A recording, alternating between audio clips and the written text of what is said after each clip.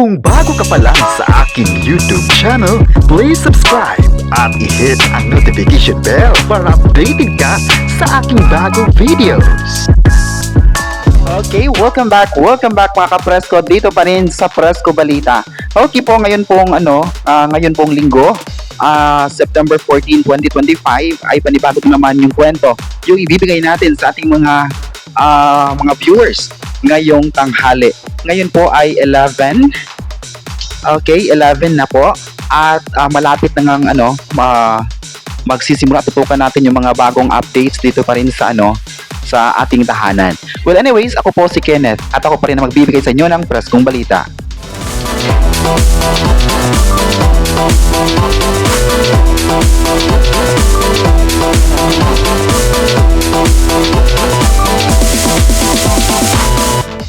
Okay, again, magandang tanghali sa inyong lahat at tayo po ay magpapatuloy sa mga bagong kwento dito naman sa Presko Balita. Anyways, ay usap-usapan ngayon na na magpapatuloy pa yung asap natin to na part 2. So ito yung topic natin ngayong tanghali. At ngayon po ay 11 na ng tanghali at malapit na nga magsisimula ang asap natin to.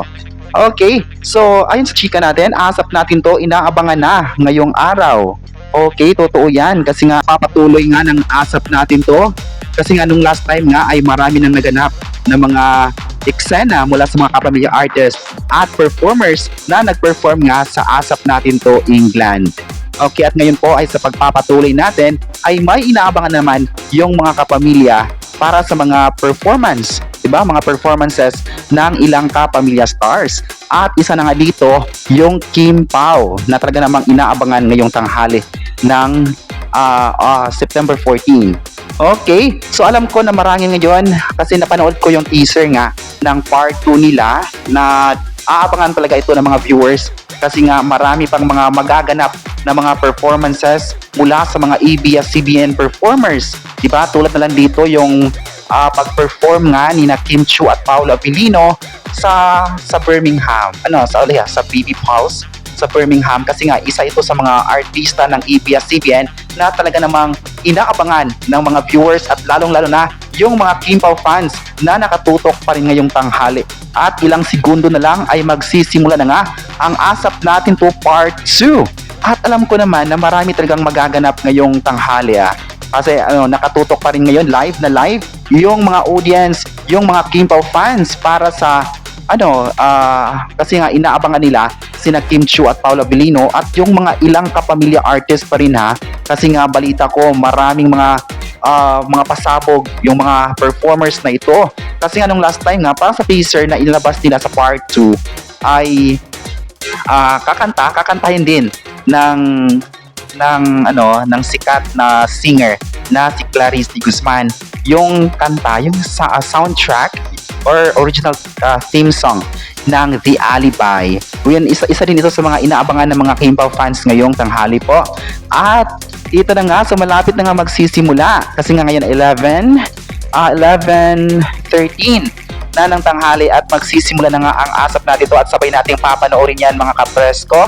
At ngayon po ay live din nating babasahin yung mga komento ng mga netizens kung ano nga ba ang masabi nila sa part 2 ng asap natin to sa England. Okay, ayun pa rin isang netizen, excited sila na mas tutukan pa ang part 2 ng asap natin to England, lalong-lalo na ang Kim Pao. Well, alam ko naman na hanggang ngayon sa social media ay pinag-usapan pa rin ang mga performances ng mga sikat na kapamilya artist. Diba? Hindi lang yung Kim Pao ang kanilang inaabangan. Pasabog din yung mga performers nga mula ABS-CBN na tutukan talaga ng lahat. Okay, ayun pa rin isang netizen. Iba talaga ang hatid na saya ni na Kim at Paolo sa stage ng asap. Kasi nga usap-usapan last time na may malaking pasabog nga sina Kim at Paolo na na dapat abangan ng mga Kim Pao fans at ng mga panay. Kasi nga parang magkakaroon sila ng duet performance, 'di ba? At kita naman natin sa ilang mga social media post, 'di ba? Na may mga footage na or mga litrato na nakuha doon mismo sa ASAP natin to, nakuha din ng mga netizens na nakapanood ng nasabing event.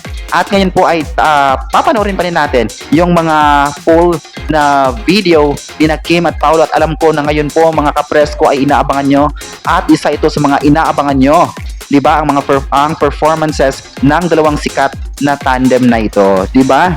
Okay, speaking of, ayun naman isang netizen, sana raw ay marami pa silang pagsasamahang mga projects para sa mga fans. Dahil alam ko naman na yung mga proyekto talaga ng Kim Pao ay siyang inaabangan ng bawat fans ni na Kim at Paulo, na hanggang ngayon hindi lang sa teleserye. At good thing din mga kapresko, dahil this coming October 18, 2025 ay paninibago na naman yung aabangan ng lahat, kasi nga ang ASAP natin to goes to Vancouver, Canada, at dadalhin na naman yung mga kapamilya artists dito sa sa North America. Diba? So aabangan natin yan, especially yung mga Kim Pao fans na talaga namang aabangan ang kanilang paboritong kapamilya artist, especially na nga si Kim at Paulo.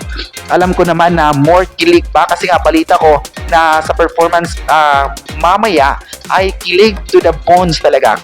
Kilig to the bones yung mararamdaman ng mga Kim Pao fans, dahil nga sa kanilang sweet moments na pagpapakilig sa mga fans sa Birmingham. At lalong-lalo na kung papanoorin natin ito ngayon, di ba, live, ay makita natin kung gaano magpapasaya itong dalawang kapamilya stars na dapat talagang tutukan ng mga viewers, especially na yung part 2 talaga ay inaabangan ng lahat, kasi nga nung last Sunday ay trending ang ASAP natin to sa part 1 ng kapamilya event, diba? So patuloy lang nating aabangan ang mga pasabog pa ng ASAP natin to, kasi nga parang mas pinatindi, mas pinaganda ang ASAP natin to, kasi hindi lang sila nagstay sa local event, kasi nga dinala nila yung ASAP stage into international para mapapanood ito ng lahat ng mga Pilipino at maging yung mga international fans na talaga namang sinusubaybayanin ang Filipino variety show. Okay, so speaking of that, babasahin naman natin yung pulso ng ating mga fans sa online chikahan, at yung palagi talagang tumutok sa mga videos natin at nagbibigay ng komento doon. So ayon pa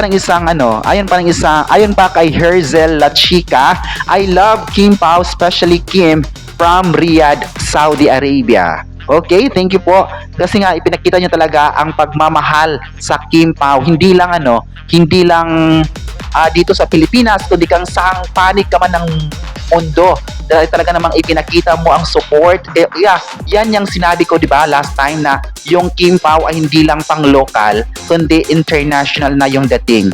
Okay, next naman, ayon naman kay Lolita Maestrado, sobrang proud sila kay Kim Chiu na nagawa niya ang mga achievements. Well, congratulations naman talaga kay Kim sa patuloy na pagbibigay niya ng love at support sa kanya, support sa mga fans, at sa kanyang dedikasyon na makagawa pa ng maraming inspiring na mga stories, inspiring na mga series para lang sa mga fans na patuloy na nagmamahal, di ba? So, nais din pasalamatan yan mga kapresko. At ayon naman ang isa pang fan, sabi niya, ayon pa ni Milaija Diaz, na dahil magaling siya.